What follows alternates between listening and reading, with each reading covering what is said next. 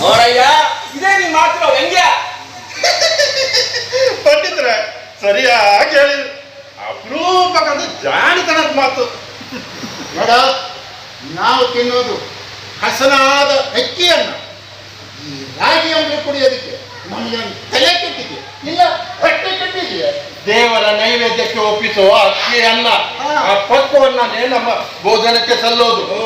ನೀವು ಯಾವ ಊಟ ಮಾಡ್ತೀರಿ ಅನ್ನೋದಲ್ಲ ನನ್ನ ಮಾತು.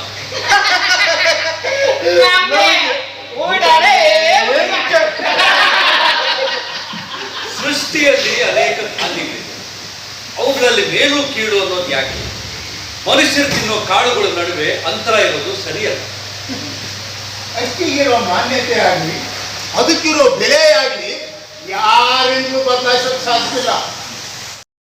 ಬೇಕಾದ್ರೆ ಈ ವಿಚಾರದ ಬಗ್ಗೆ ಚರ್ಚೆ ನಡೀತು. ಓಹೋ, ಏನ್ ಮಹಾ ದೊಡ್ಡ ಚರ್ಚೆ. ವಿಚಾರ ಮಾಡ್ಬೇಕು ಅಂತೆ, ವಿಚಾರ.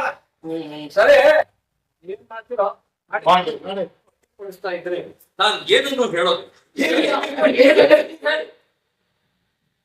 ರಾಮನ ಮುಂದೆ ಅನೇಕ ಧಾನ್ಯಗಳು ಸೇರಿವೆ.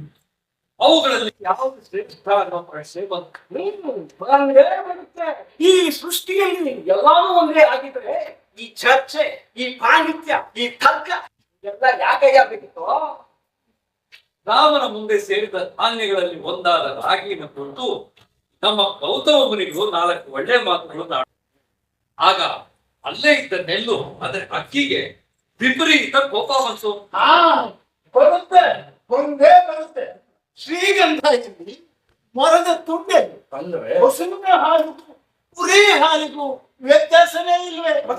ಪರಮ ಸಾಹಸಿ ಹನುಮಂತನಿಗೂ ಮರದ ಮೇಲೆ ಹಾರಾಡ್ತಾ ಇರೋ ಕೋತಿಗೂ ವ್ಯತ್ಯಾಸವೇ ಇಲ್ವೇ?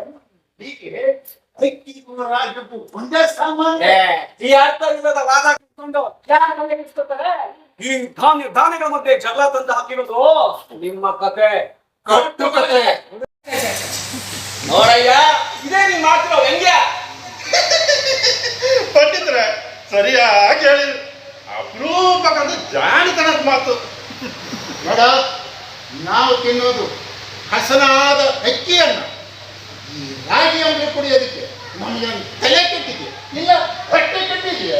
ದೇವರ ನೈವೇದ್ಯಕ್ಕೆ ಒಪ್ಪಿಸುವ ಅಕ್ಕಿ ಅನ್ನ, ಆ ಪಕ್ವವನ್ನೇ ನಮ್ಮ ಭೋಜನಕ್ಕೆ ಸಲ್ಲೋದು. ನೀವು ಯಾವ ಊಟ ಮಾಡ್ತೀರಿ ಅನ್ನೋದಲ್ಲ ನನ್ನ ಮಾತು.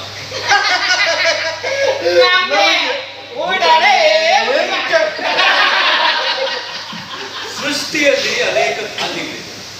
ಅವುಗಳಲ್ಲಿ ಮೇಲು ಕೀಳು ಭೋಜನದಲ್ಲಿ ಅಕ್ಕಿನೇ ಶ್ರೇಷ್ಠ.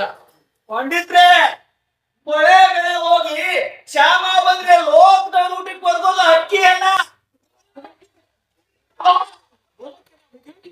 ಬೆಚ್ಚೋದು ಅಕ್ಕಿಯನ್ನು ತೇಲ್ತ. ಪಂಡಿತ್ರೆ, ಅಕ್ಕಿಯಲ್ಲಿ ಅದು ಬಡವರಿಗೆ ಕೆಳಗೆ